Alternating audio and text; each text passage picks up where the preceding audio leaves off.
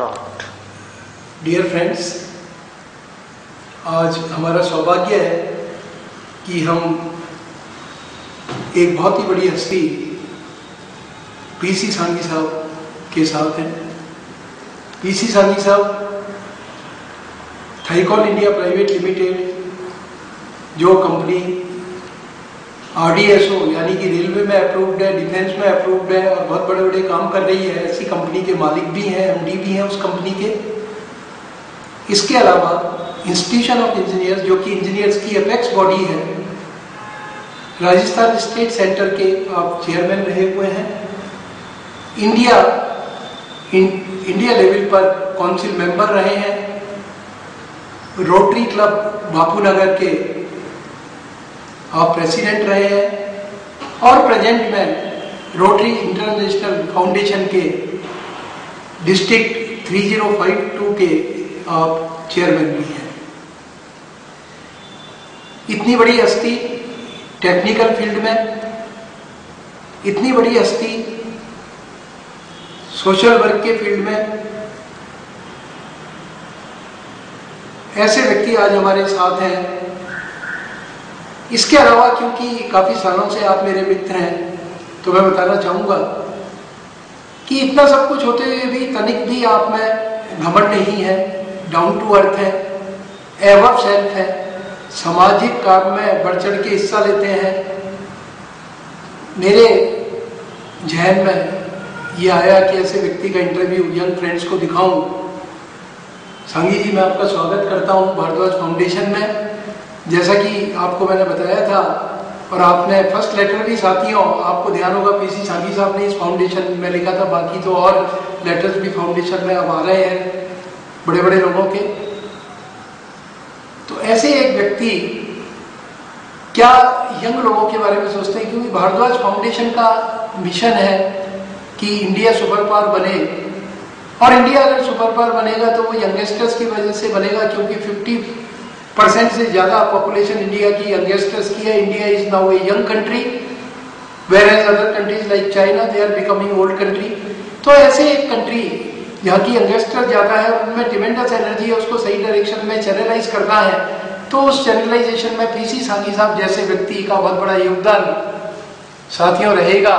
और अब मैं ज्यादा वक्त नहीं लेकर के सांघी जी से रिक्वेस्ट करूंगा कि वो थोड़ा सा इस फाउंडेशन के बारे में बताए कि मतलब कैसा लग रहा है मिशन और विजन इस फाउंडेशन का। और इसके अलावा यंग फ्रेंड्स को आप मार्गदर्शन भी दें जिससे कि वो स्ट्रांग बने, और अगर वो स्ट्रांग हुए तो इंडिया स्ट्रांग होगा और इंडिया सुपर पावर बनेगा।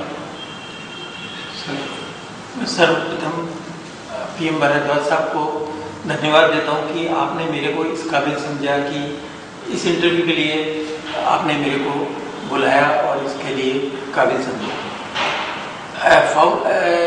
PM भारद्वाज साहब को मैं काफ़ी समय से जान रहा हूँ। आप बहुत अच्छे इंजीनियर के साथ साथ बहुत अच्छे सोशल वर्कर हैं और स्पेशली यंग जनरेशन के लिए बहुत अच्छे मोटिवेटर भी हैं।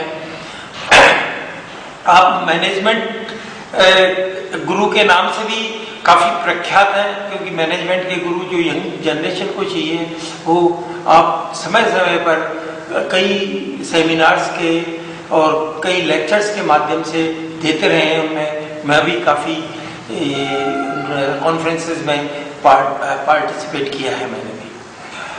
जैसा कि आपने भारद्वाज फाउंडेशन के जिस एम और उद्देश्य से आपने इसकी स्थापना की है, और फेसबुक में मैं रेगुलरली आपके जो नोटिफिकेशन देख रहा हूँ, उससे एम एंड ऑब्जेक्ट जो आपका इतना अच्छा है जो यंग जनरेशन के लिए, क्योंकि जो आपने अभी जस्ट कहा कि इंडिया सुपर पावर बन सकता है तो just because of the young generation. Young generation को अपन सही डायरेक्शन देंगे, सही मोटिवेशन देंगे, तो डेफिनेटली इंडिया, ये किसी को दो राय नहीं कि इंडिया सुपर पावर वर्ल्ड में बने। और इसमें इट्स वेरी ट्रू कि 50% जो जनरेशन है वो यंग जनरेशन है, और इतनी जो 50% हमारे पास डायनेमिक और बड़ी हाई पावर एनर्जी है। और यदि ये एनर्जी सही डायरेक्शन में लग जाए और सही कार्य करे तो कोई ताकत नहीं रोक सकती कि इंडिया को सुपर पावर बनने में। मेरा जो यंग जनरेशन से एक छोटा मैसेज है कि अपने को जो भी कार्य करें, एक तो सबसे पहले तो अपने एथिक्स का, कैरेक्टर का सबसे पहला इसका ध्यान रखें, क्योंकि आपने हर चीज को, कोई भी काम करेंगे, कोई भी काम चालू करते हैं, कोई भी व्यवहार करते हैं, तो उसमें यदि आपने अपनी आत्मा से पूछ लिया ही पहले मनन करके ये देख रहे कि मैं ये कार्य कर रहा हूँ, ये एथिकली है या नहीं, सही है या नहीं, तो अपने आप, क्योंकि जैसे अपन लॉ को देखते हैं, जैसे कानून है, कानून क्या है बेसिकली, आप यदि मान लो किसी भी चीज को सही ढंग से आत्मा से सोचें कि ये सही है गलत है, यदि सही जो आप सोचेंगे ना वही कानून है बेसिकली। कानून बेसिकली बेसिक कॉमन सेंस, और सही चीज जो आपकी आत्मा कहती है वही कानून है। इसी तरह यदि आपने एथिक्स का पालन किया, अपने कार्य में किसी चीज को सही ढंग से आपने सोच समझ के किया तो डेफिनेटली आप सही निष्कर्ष पे पहुंचेंगे। तो इसलिए एथिक्स के साथ साथ सोचना समझना, पहले फर्स्ट सबसे पहले उसको सोचें, मनन करें अपने आत्मा से, यह सबसे इम्पोर्टेंट चीज है।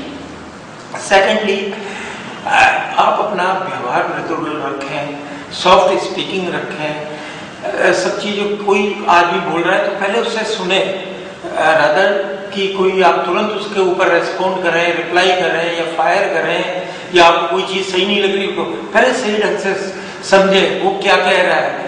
और हो सकता है कि वो शुरू में आपको गलत लग रही हो, लेकिन बाद में उसका कंक्लूजन सही हो, तो आप पूरा आप सही समझ लेंगे, सही उसकी कर लेंगे, तो उसको कन्विंस भी कर सकते हैं वो गलत आदमी है। तो ये चीजें अपने को बहुत जरूरी है। और सिंस हम लोगों में तो हम इसी स्टेज पे पहुंच गए कि हमारे पास तो थोड़ा बहुत ज्ञान है, वही हम प्रदान कर सकते हैं, लेकिन एनर्जी तो आपके पास है। यदि ये दोनों मिल जाते हैं तो कोई भी चीज, कोई भी प्रॉब्लम अनसॉल्व नहीं रह सकती, और चीज अपने आप ही स्वतः ही आगे बढ़ती जाएगी, और बिना रोक के डेवलपमेंट, आपकी पर्सनैलिटी भी डेवलपमेंट होगी, साथ में देश की भी उन्नति होगी। ये सब चीजों के लिए ये भी जरूरी। तीसरा है confidence. Never lose your confidence. कोई भी चीज है, कोई भी कार्य करें, उसको फुल कॉन्फिडेंस से करें। पहले तो आप समझ ही लिया, समझने के बाद में you are thinking it is correct, then you go confidently. Confidence होगा तो अपने आप ही वो काम स्वतः सही हो जाएगा। तो ये भी बहुत जरूरी है। दूसरा है सच्चाई। सच्चाई का कभी भी साथ नहीं छोड़े, क्योंकि सच्ची बात ही हमेशा लॉन्ग लास्टिंग रहेगी। इफ आप बिजनेस में हैं तो आप सच्चाई से बिजनेस करते हैं तो ये लॉन्ग लास्टिंग रहेगा और you will develop day by day. Service में है तो भी सच्चाई रहेगी, तो ऊपर वाला भी जानता है कि आदमी तो सही कहता है। एवरीबडी नोज, टॉप मैनेजमेंट में भी सबको, हर आदमी का ध्यान रहता है कि ये आदमी सच्चा है, ये गड़बड़ है, ये सही है। तो इफ यू आर ट्रू तो आपकी हमेशा बात में वेटेज होगा और हमेशा सक्सेसफुल रहेंगे। इसलिए सच्चाई का साथ। तीसरा